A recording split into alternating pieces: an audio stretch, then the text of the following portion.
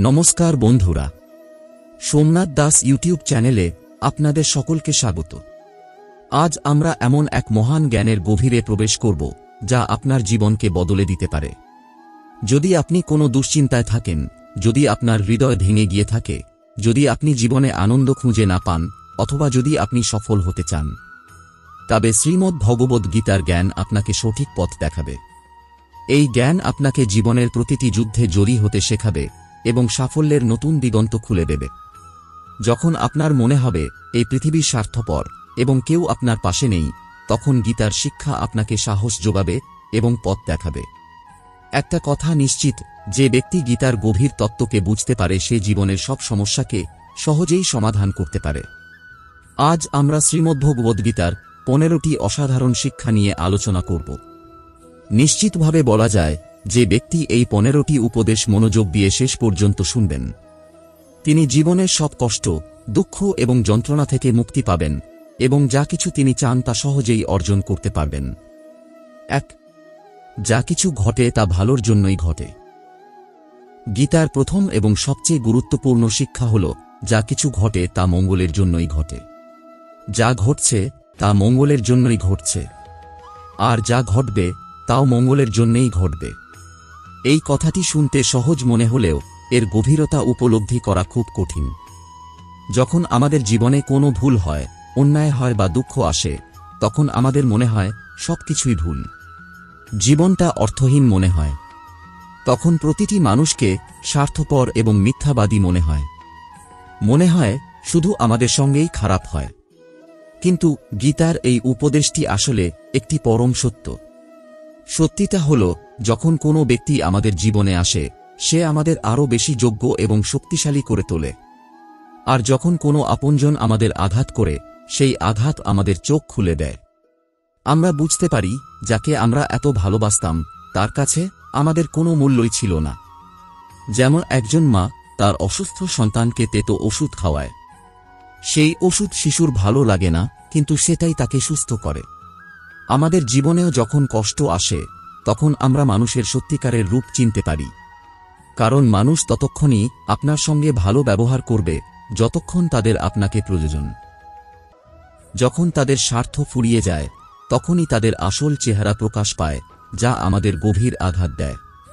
আপনি নিশ্চয়ই এমন অনেকের মুখে শুনেছেন, আমি ভাবতেও পারিনি এই মানুষটা এমন হবে, ওর জন্য আমি কিনা করেছি। বাস্তবে প্রতিটি মানুষই একটি মুখোশ পরে থাকে।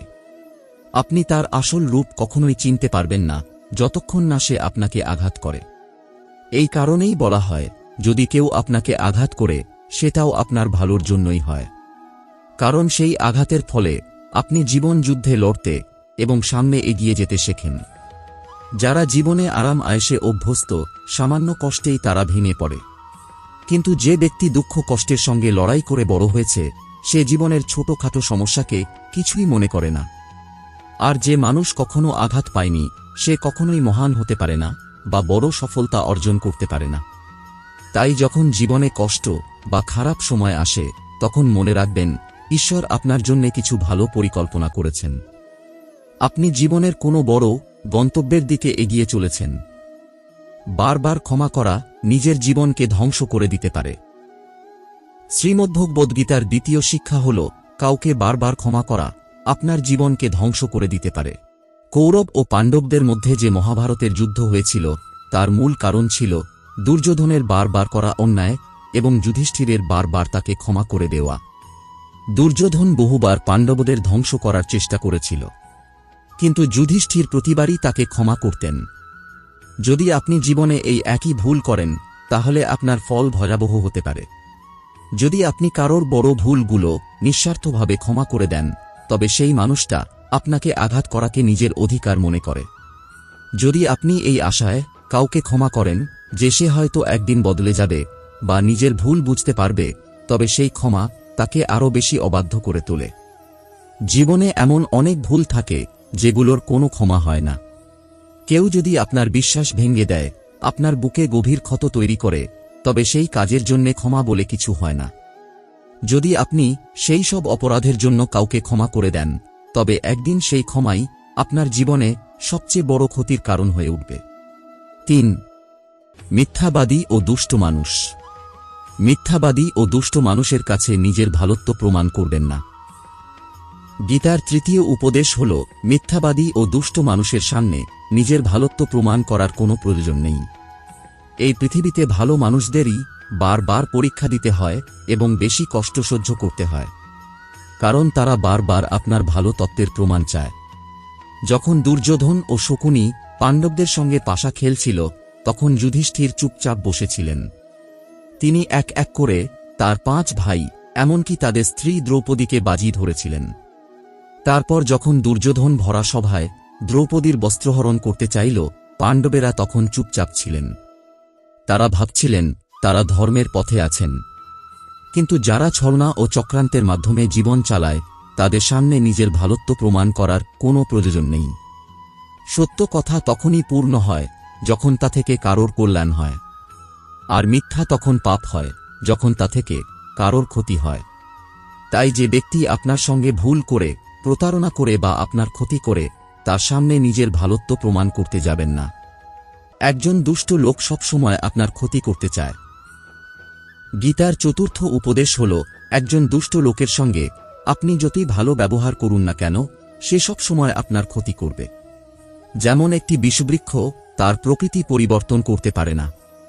যদি আপনি জানেন যে কেউ আপনার সর্বনাশ করতে চায়, আপনাকে কষ্ট দেয়, এবং তবু আপনি তার সঙ্গে সৎভাবে চলেন, তবে এটি আপনার সবচেয়ে বড় ভুল। এই ভুল আপনাকে অনেক কষ্ট দেবে।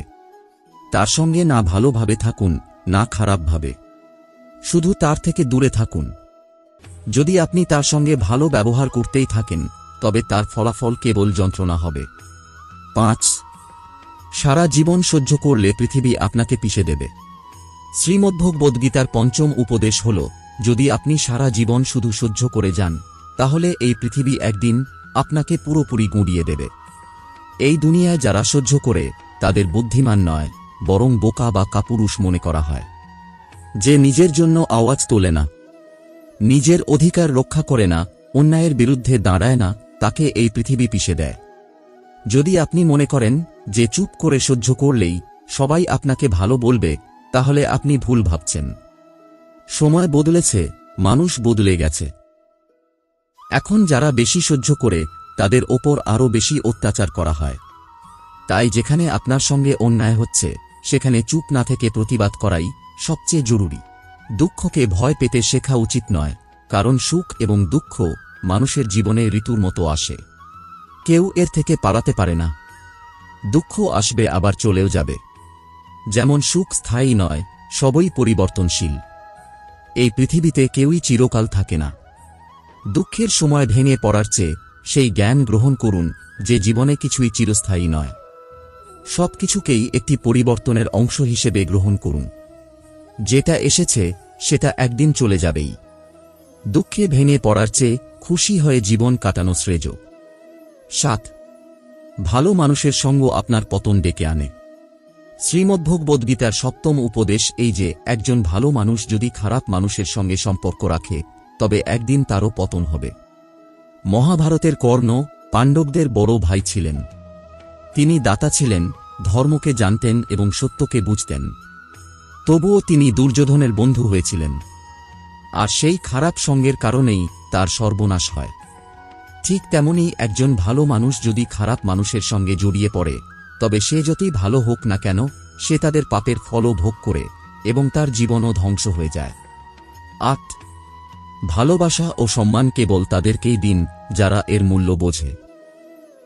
গীতার 8ম শিক্ষা হল, ভালোবাসা ও অনুভূতির সম্পর্ক কেবল তাদের সঙ্গেই গড়ে তুলতে হয় যারা সেই ভালোবাসার ও অনুভূতির মর্যাদা বোঝে। যদি আপনি এমন কাউকে ভালোবাসেন যে আপনার ভালোবাসার মূল্য দেয় না, তাহলে সেটা আপনার হৃদয়ের সবচেয়ে বড় কষ্ট হয়ে ওঠে। যদি আপনি এমন কাউকে অনেক গুরুত্ব দেন যে আপনাকে কোনো গুরুত্বই দেয় না, তবে তার থেকে কেবলই অশ্রু পাবেন। তাই মনে রাখবেন, একটি ভুল সম্পর্ক থেকে একাকিত্ব অনেক ভালো। একা থেকে আপনি এতটা কষ্ট পাবেন না যতটা ভুল সম্পর্কে যুক্ত হয়ে পাবেন। 9. যে ব্যক্তি দুঃখে কাঁদে না, সুখে ভেসে যায় না, সে সব ধরনের জীবনের সমস্যাকে জয় করতে পারে। শ্রীমদ্ভগবদ্গীতার 9ম শিক্ষা হল, যে ব্যক্তি দুঃখে কাঁদে না, সুখে ভেসে যায় না, সেসব ধরনের জীবনের সমস্যাকে জয় করতে পারে।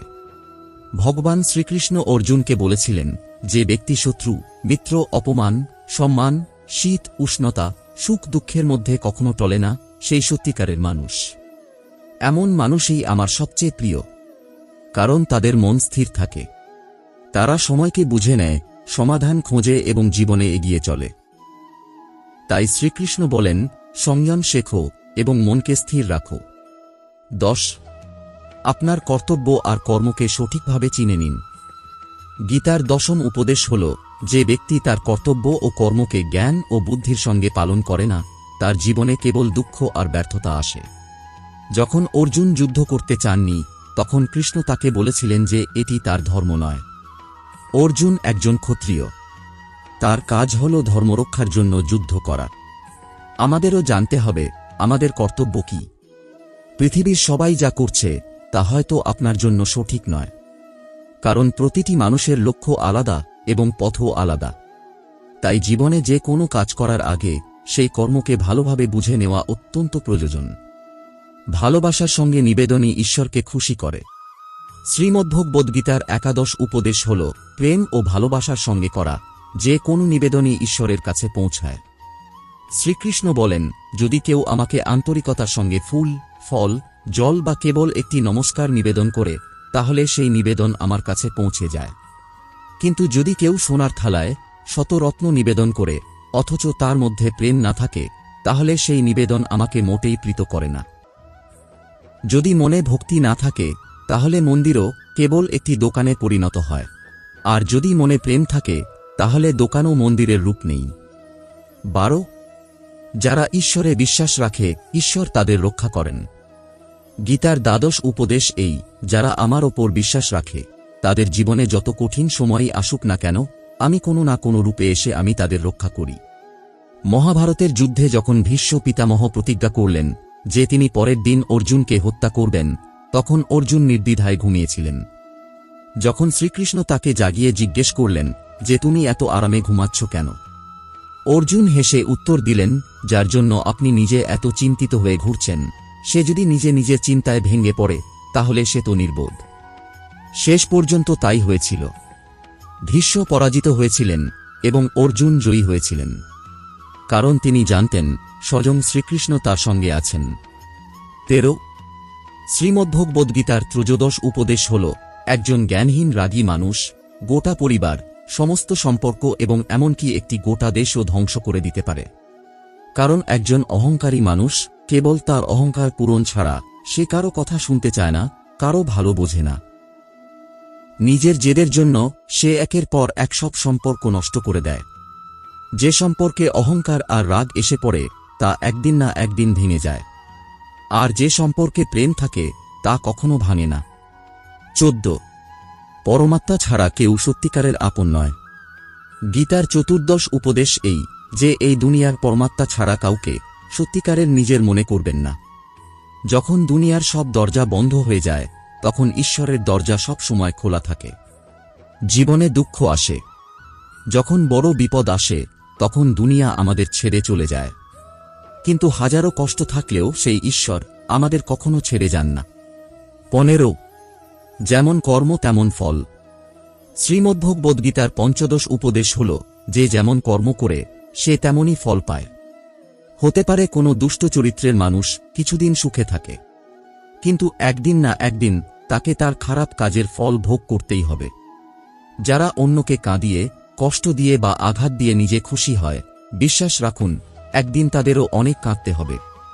কারণ মানুষ যতই চালাক হোক না কেন, নিজের করা কর্ম থেকে কখনো পালাতে পারে না। আপনি ঈশ্বরে বিশ্বাস করুন বা না করুন, এটুকু নিশ্চিত যে আপনি যেমন কর্ম করেছেন তেমন ফল পাবেনই। কোনো না কোনো রূপে সেই যন্ত্রণা তার জীবনেও একদিন ফিরে আসবেই। তাই কেউ যদি পাপের পথে হেঁটে সাময়িক বিজয় লাভ করে, তবে তা দেখে ভাববেন না যে সে মন্দ কাজ করেও সুখে আছে। এটা কেবল সময়ের ব্যাপার। শ্রীমদ্ভগবদ্গীতার এই 15 শিক্ষা যদি কেউ প্রতিদিন শোনে, বোঝে এবং জীবনে বাস্তবায়িত করে, তাহলে বিশ্বাস রাখুন জীবনের প্রতিটি জয় সে অর্জন করবেই এবং প্রতিটি দুঃখ সে হাসি মুখে পার করে যাবে। বন্ধুরা, যদি আজকের এই শ্রীকৃষ্ণের বাণী আপনার ভালো লেগে থাকে, তাহলে অবশ্যই ভিডিওটিতে একটি লাইক করে কমেন্টে ভক্তি ভরে লিখবেন। জয় শ্রীকৃষ্ণ। রাধে রাধে। আমাদের চ্যানেলটি সাবস্ক্রাইব করে পাশে থাকা বেল বাটনটি অন করে রাখবেন, যাতে নিয়মিত শ্রীকৃষ্ণের বাণী আপনি শুনতে পারেন। সকলে ভালো থাকুন, সুস্থ থাকুন। আপনার ওপর ঈশ্বরের কৃপা সর্বদা বর্ষিত হোক। জয় শ্রীকৃষ্ণ। রাধে রাধে।